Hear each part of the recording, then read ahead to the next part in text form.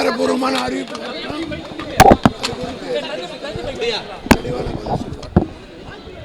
ஒரே நாளில் முறையாக சட்டசபையில் மறுபெண்ண எதிர்கட்சி தலைவர் பேசின பிறகு உடனடியாக ரிப்ளை முதலமைச்சரோ அல்லது ஃப்ளோர் லீடரோ சொல்லுவாங்க. அதை சொல்கிறதுக்கு விட்டுட்டு யாரோ எழுதி கொடுத்த அறிக்கையை பின்னாடி வெளியிடுறார். ஸோ இது ஒரு முன்னுக்கு பின் பிறனாக அரசு போயிட்டு இருக்கு. இவர் இன்னும் தெளிவு பெறலை, ஆட்சினா என்னான்னு தெரியல. அதனால அவர் தெளிவான முடிவுக்கு வரட்டும். அதுக்கு பிறகு நாங்கள்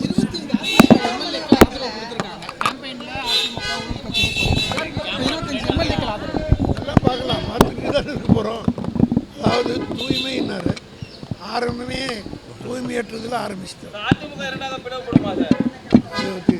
நீங்கள் தான் முடிவு ஒரு ரெண்டாக பிரிஞ்சாதான் இருக்குது. வர்டிகல் ஸ்பிளிட்னு வந்திருக்கு. திமுகவானது அஇஅதிமுகவுடன் முயற்சி பண்ணி சொல்லிட்டு ஏங்க நாங்கள் கூட்டு வைக்கணும்னு பகிரங்கமாக சொல்லிட்டு போகிறோம். நாங்கள் யார்கிட்டையும் பயப்பட வேண்டிய அவசியம் இல்லை.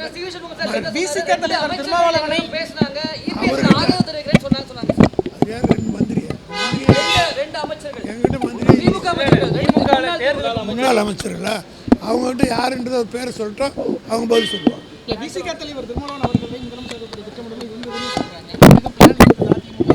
அதெல்லாம் தவறுன்னு சொல்லிட்டு நம்ம ஃப்ரம் டே ஒன் நான் முதலே சொல்லிட்டேன்.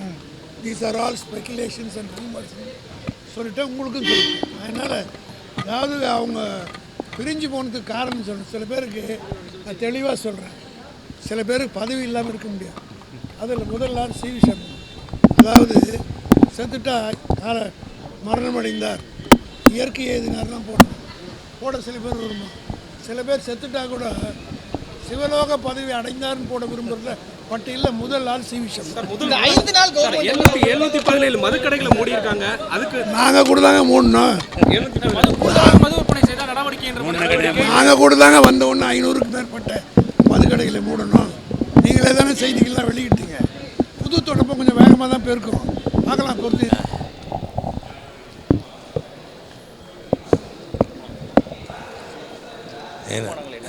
இன்னைக்கு தீர்மானம் ஒன்று நிறைவேற்றுவேன். இந்த தேர்தல் தோல்வி குறித்து ஒரு ஆய்வு, அவ்வளோதான். தார்மீக பொறுப்பு முழுமையாக தேர்தலுக்கு தோல்வி அடைஞ்சதுக்கு நானே பொறுப்பேற்றுன்னு ஒரு தலைவர் சொல்லியிருக்காரு. தலைவரே சொல்கிறாரு, நான் என் கட்சி தோற்றதுக்கு நான் தான் பொறுப்பேற்றுக்கணும், அதனால் நான் ஏற்றுக்கிறேன்னு சொல்கிறாரு. இருந்தாலும் ஆய்வு செய்து காரணங்கள் என்ன காரணம், ஒவ்வொரு தொகுதியாக அல்லது மாவட்ட வாரியாக என்ன நிலவரத்தை அறிந்து கொண்டு நடவடிக்கைகள் மேற்கொள்ளும். ஆமாம், கட்டாயமாக அந்த பொறுப்பில் நான் இருக்கும் பொழுது நானும் பொறுப்பேற்க வேண்டும் அப்படின்றது அவருடைய பெருந்தன்மையையும் அவருடைய தலைமை பண்பையும் காட்டுகிறது. ஏன்னா அதிமுகவில் இப்போ அதுதான் பிரச்சனையாக இருக்குது. ஏன்னா பொதுச்செயலர் தோல்விக்கு பொறுப்பேற்றிருக்க மாட்டார், சி.வி. சண்முகம் சொல்கிறாரு. ஆனால் நம்ம திமுக தரப்பில் பார்த்தீங்கன்னா தலைவரே பொறுப்பேற்றிருக்காரு. எப்படி பார்க்க அதுதான் சொல்கிறேன். அதிமுகவின் பிரச்சனையே தலைமை பிரச்சனை தான். அவரால் அந்த அதிமுகவை ஒருங்கிணைக்க முடியவில்லை. அந்த கட்சியிலிருந்து விலகி நிற்கும் எடப்பாடி ஓ பன்னீர்செல்வத்தையோ சசிகலாவையோ டிடிவி தினகரனையோ கட்சியில் இணைத்து கொண்டு கட்சியை வலிமைப்படுத்த வேண்டும் என்ற எண்ணமே அவருக்கு இல்லை. காரணம், அவர்களெல்லாம் வந்தால் நம்முடைய நிலை என்ன ஆகுமோ என்ற அச்சம். அவருக்கு அந்த தலைமை பண்பு இல்லாதது தான் அந்த கட்சியின் தோல்விக்கு காரணம்.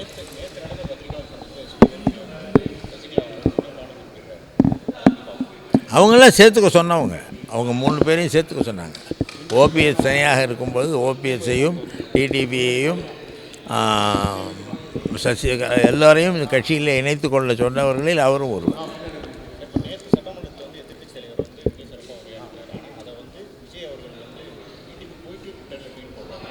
சட்டமன்றத்தில் பதில் சொல்லலையே, அங்கே பதிவானதுக்கு அங்கேயே பதில் சொல்லணும்ல.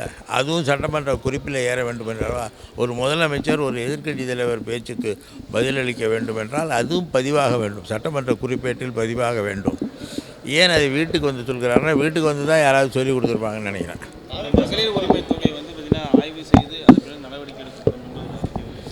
இப்பொழுது நடைமுறையிலே உள்ள திட்டங்களை தொடர வேண்டும், இல்லை என்றால் சட்டமன்ற அனுமதி பெற வேண்டும், இல்லை என்றால் புதிய திட்டத்தை அறிவிக்க வேண்டும். எதையும் செய்யாமல் இப்போ நிறுத்துகிறேன், இப்போ நாளைக்கு கொடுக்க வேண்டியதை கொடுக்க மாட்டேன்னு சொல்கிறது தவறு. ஆட்சிக்கு வரும்போது 2500 ரூபாய் தருவோம்னு சொல்லியிருந்தாங்க. அது அடுத்த விஷயம். நடைமுறையிலே உள்ள திட்டங்களை சட்டமன்ற இதுக்கெல்லாம் நிதி ஒதுக்கீடு பட்ஜெட்லேயே நிதி ஒதுக்கியிருப்பாங்க. இப்போ பட்ஜெட்டில் நிதி ஒதுக்கப்பட்ட பிறகு அதை நிறுத்தக்கூடாது. சட்டமன்றத்தை அனுமதி பெற்று தான் அதை நிறுத்த வேண்டும். அல்லது இப்பொழுது அவங்க மறுபடியும் ஒரு பட்ஜெட் இப்போ இடைக்கால நிதிநிலை அறிக்கை தான் பண்ணியிருக்கோம். வழக்கமான நிதிநிலை அறிக்கை அவங்க அறிவிக்கணும். அதில் என்ன சொல்கிறாங்கன்னு பார்ப்போம்.